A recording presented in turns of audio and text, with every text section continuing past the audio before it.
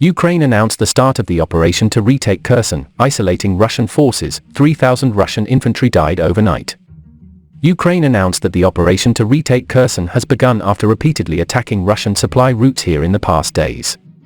No matter how overwhelming the enemy is in terms of troops and resources on the west bank of the Dnipro River, the first thing the Ukrainian army will do is to make them no longer have ammunition, fuel or command and communication centers. Then they are forced to clear their remnants, said Oleksiy Arestovich, an advisor to the President of Ukraine on July 28, confirming that the operation to isolate Russia and retake Kherson had begun. Mr. Arestovich added that Russian forces had three options: either withdraw, surrender or be ambushed. Another senior advisor to the Ukrainian president, Mikhailo Podolyak, commented, "The enemy should learn to swim across the Dnipro River or leave Kherson while it is still possible. There will be no third warning." The above statements were made in the context of the recent continuous shelling by the Ukrainian army on the Kherson entrance and exit bridges, including the strategic Antonivsky Bridge. Ukrainian officials say that US-supplied HIMARS rocket attacks have severely damaged the Antonivsky Bridge, disrupting a key Russian supply route to Kherson. However, the Russian-appointed Kherson administration said the Russian military could use pontoon bridges or ferries instead.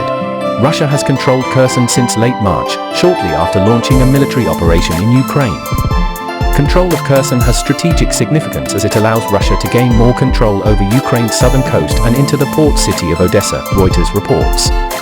The center of the shipbuilding industry and the country's major economic hub, Kherson is located along Ukraine's longest waterway, the Dnipro River, which provides access to important areas of inland Ukraine. In addition, Kherson is important to Russia because of its location on the Black Sea. Ukraine started a strong counterattack in Kherson about 2 weeks ago after receiving US HIMARS rocket artillery systems.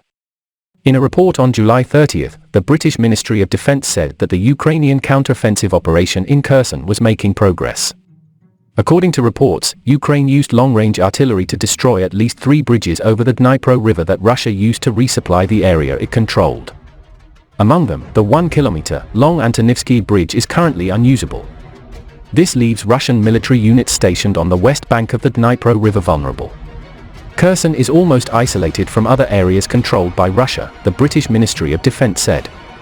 The Ukrainian counterattack seems to force Russia to focus its forces south instead of focusing on the Donbas front in eastern Ukraine. According to Arestovich, Russia can change tactics from defense to attack in southern regions such as Kherson, Melitopol and Zaporizhzhia.